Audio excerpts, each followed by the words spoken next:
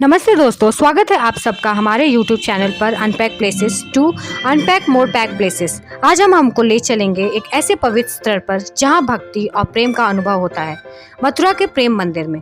यह मंदिर न सिर्फ सुंदरता का प्रतीक है बल्कि यहाँ प्रतीत होता है भगवान श्री कृष्ण की कहानियाँ जो हर किसी के मन को छू जाती हैं। तो चलिए शुरू करते हैं और जानते हैं कृष्ण जी के जीवन से जुड़े कुछ रोचक प्रसंगों के बारे में। प्रेम मंदिर का निर्माण जगत गुरु श्री कृपालु जी महाराज ने 2001 में शुरू किया था और यह मंदिर 2012 में संपन्न हुआ। इस मंदिर का उद्देश्य था भगवान के प्रेम का संदेश देना और लोगों को प्रेम और भक्ति का महत्व समझाना। यह मंदिर राधा रानी और लॉर्ड कृष्णा के प्रेम को समर्पित है। तो चलिए मैं आपको बताती हूँ प्रेम मंदिर के बारे में। प्रेम मंदिर का निर्माण जगत गुरु कृपालु महाराज के मार्गदर्शन में हुआ। मंदिर की रचना को कुछ ऐसा बनाया गया है कि हर कार्विंग राधा कृष्ण और सीताराम के जीवन को प्रसंगों को दर्शाती है। इसकी सुंदरता और कलाकारी देखने लायक है। प्रेम मंदिर का उद्घाटन 17 फरवरी 2012 को हुआ। इस दिन मंदिर को समर्पित करते वक्त अनेक भक्तों ने अपनी भक्ति प्रकट की। तब यह मंदिर भक्तों और यात्रियों का प्रमुख केंद्र बन गया। प्रेम मंदिर में रोज प्रार्थना और भजन होता है। शाम को यहाँ म्यूजिकल फाउंटेन शो भी होता है जो मंदिर के सुंदर बगीचे में देखा जा सकता है। यह शो यहाँ आने वालों को एक अनोखा अनुभव प्रदान करता है। प्रेम मंदिर का नज़ारा इतना अद्भुत है कि इसे देखकर कोई भी राधे राधे कहे बिना नहीं रह सकता। इसकी अलौकिक छटा भक्तों को मन मोह लेती है।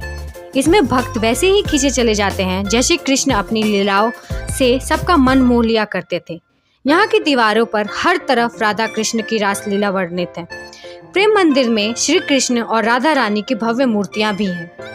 ये मंदिर 56 एकड़ में बना है और इसमें मंदिर की ऊंचाई 125 फुट, लंबाई 122 फुट तथा चौड़ाई 115 फुट है।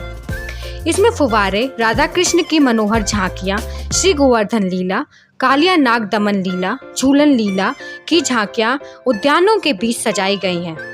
पूरे मंदिर की बाहरी दीवारों पर राधा कृष्ण की लीलाओं पर शिल्पकिंत किया गया है। इसी प्रकार मंदिर के भीतर दीवारों पर राधा कृष्ण झांकियां हैं। मंदिर में कुल 94 स्तंभ हैं जो राधा कृष्ण की विभिन्न लीलाओं से सजाए गए हैं। संगमरमर की शिलाओं पर राधा गोविंद गीत सरल भाषा में लिखी गई हैं। मंदिर परिसर में गोवर्धन पर्वत की सजीव झांकी भी बनाई गई है। यह मंदिर राधा कृष्ण और सीताराम के पे समर्पित है और यहाँ प्रतीत होता है कृष्ण जी की कहानियाँ जो हमें उनके जीवन की यात्रा पर ले जाती है। तो अब मैं आपको लेके चलूंगी कृष्ण जी की कुछ कहानियों के बारे में जहाँ का सीन वहाँ पे बनाया गया है। सबसे पहला दृश्य है कृष्ण जी की जन्म का। कृष्ण जी की जन्म मथुरा के कारागार में हुआ था जहाँ उनकी माँ देवकी और पिता वासुदेव को कंस ने बंदी बनाकर रखा था। भगवान विष्णु के 8वें अवतार के रूप में कृष्ण जी ने प्रकट होकर अधर्म का नाश किया। इसके बाद यहाँ के एक और प्रसंग है जहाँ कृष्ण जी अपनी माँ यशोदा के साथ हैं। कृष्ण जी का बचपन गोकुल और वृंदावन में बीता जहाँ उन्होंने अपने नटखट कारनामों से सभी को अपनी भक्ति और प्रेम से अभिभूत किया। एक प्रसंग है कि जहाँ कृष्ण जी माखन चुराते हैं और माँ यशोदा उन्हें डांटती हैं। यह कहानी हमें यह सीख देती है कि भगवान भी अपने बचपन में कितने सरल और नटखट थे। कृष्ण जी के बचपन के और भी कई रोचक प्रसंग हैं, जैसे कि पूतना वध का प्रसंग। पूतना एक राक्षसी थी जो कृष्ण जी को मारने आई थी, लेकिन कृष्ण जी ने उसका वध कर दिया। इस कहानी से हमें यह सीख मिलती है कि बुराई का अंत हमेशा होता है और सच्चाई और भक्ति का विजय होता है। दूसरा प्रसंग है गोवर्धन हिल। यहाँ आप देख सकते हैं कृष्ण जी के गोवर्धन पर्वत को उठाने का प्रसंग। जब इंद्रदेव ने वृंदावन पर विष्टि के बौछार की, तब कृष्ण जी ने गोवर्धन पर्वत को अपनी छोटी उंगली पर उठाकर गांव वालों को विष्टि से बचाया। यह प्रसंग हमें सिखाती है कि संकट के समय भगवान हमेशा अपने भक्तों के साथ होते हैं और उन्हें सुरक्षित रखते हैं। तीसरा प्रसंग है यमुना रिवर और कालिया नाग का। यमुना नदी में एक विषक्त नाग रहता था जिसका नाम कालिया था। उसके विष से नदी का पानी जहरीला हो गया था जिसे लोग और पशु और भी प्रभावित हो रखे थे। गांव वाले बहुत परेशान थे लेकिन कोई भी कालिया का सामना करने की हिम्मत नहीं करता था। एक दिन कृष्ण ने गांव वालों की इस समस्या का समाधान का निश्चय किया। कृष्ण जी अपने शाखाओं के साथ नदी के किनारे पहुंचे और बिना किसी भय के नदी में कूद गए। जैसे ही कृष्ण नदी में कूदे, कालिया ने उन्हें अपनी जहरीली कुंडली में जकड़ लिया। लेकिन कृष्ण ने अपने शक्ति और खेल से कालिया को पराजित करने के लिए मन बनाया। कृष्ण ने अपनी चंचलता से कालिया के कुंडली से छुटकारा पाया और उसके सर पर नाचना शुरू कर दिया। कृष्ण के पाँव के प्रभार से कालिया कमजोर पड़ने लगा और अंत में हार मान गया। कालिया ने कृष्ण जी से दया की भीख मांगी। कृष्ण ने उसे यह शापित किया कि वह यमुना नदी को हमेशा के लिए छोड़ के चला जाएगा और वापस कभी नहीं आएगा। कालिया ने कृष्ण का आदेश माना और अपनी पत्नी और बच्चों के साथ यमुना नदी हमेशा के लिए छोड़कर चले गया। कालिया के चले जाने के बाद यमुना नदी के पानी भी फिर से स्वच्छ और पवित्र हो गया। गांव वालों कृष्ण जी के जय जयकार करते हुए नदी के कृष्ण इकट्ठे हुए।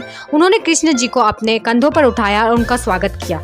कालिया नाग के चले जाने के बाद गांव वालों का जीवन फिर से सुखद हो गया। कृष्ण जी के वीरता भरी कहानी से उनको एक और अवसर दिया गया कि वह अपने इस बालक को भगवान का अवतार ही माने। वृंदावन में कृष्ण की प्रति भक्त और श्रद्धा और भी बढ़ गई। कृष्ण अपने मित्रों के साथ फिर से अपनी मस्ती भरी जीवन में वापस लौट गए, लेकिन उन्होंने अपने हर खेल और प्रसंग से लोगों को भक्त और प्रेम का संदेश दिया। कृष्ण और कालिया नाग की यह कहानी हमें ये सीख देती है प्रेम और शक्ति से हम किसी भी समस्या का समाधान कर सकते हैं। कृष्ण ने अपने साहस और प्रेम से न केवल कालिया को पराजित किया, बल्कि लोगों के जीवन में खुशियाँ और शांति भी लाई। अब मैं आपको लेके चलूंगी चौथे प्रसंग पर। प्रेम मंदिर के सबसे अद्भुत और मनोहर दृश्य है कृष्ण जी और गोपियों के साथ की रास लीला। कृष्ण जी का प्रेम और भक्ति का अन्य रूप यहाँ प्रतीत होता है। राधा कृष्ण का प्रेम अमर और आध्यात्मिक है। रासलीला के माध्यम से कृष्ण जी ने प्रेम और भक्ति का संदेश दिया। यहाँ के रूपांकन और मूर्तियाँ इतनी जीवित है कि आपको स्वयं लगता है कि आप श्री कृष्ण के सामने खड़े हैं। एक और प्रमुख प्रसंग है श्री कृष्ण जी और सुदामा के मित्रता का। सुदामा जी श्री कृष्ण जी के बचपन के मित्र थे, जो अपनी गरीबी के कारण कृष्ण जी से मिलने मथुरा आए। कृष्ण जी ने अपने मित्र सुदामा का स्वागत इतनी प्रेम और सम्मान से किया कि यह कहानी हर किसी के मन को छूने लगी। यह प्रसंग सिखाता है कि सच्ची मित्रता का सम्मान हमेशा दिल से करना चाहिए, चाहे स्थिति कुछ भी हो।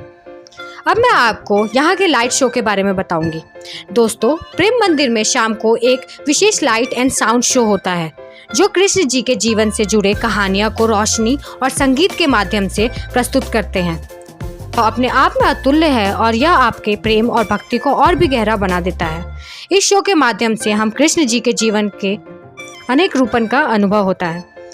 अब मैं आपको बताऊंगी प्रेम मंदिर जाने का टाइम।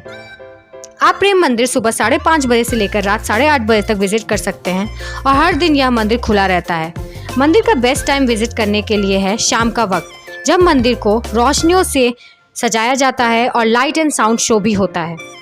अब मैं आपको बताऊंगी प्रेम मंदिर कैसे पहुंचे। प्रेम मंदिर मथुरा में स्थित है, जो कि उत्तर प्रदेश में पड़ता है।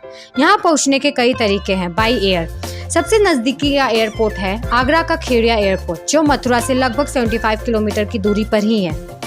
अब मैं बताऊंगी आपको बाई ट्रेन।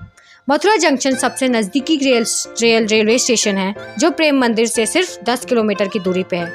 बाय रोड आप अपनी गाड़ी से या बस से भी मथुरा आसानी से पहुंच सकते हैं। मथुरा दिल्ली मुंबई नेशनल हाईवे पर स्थित है। प्रेम मंदिर का मेन थीम भक्ति और प्रेम है।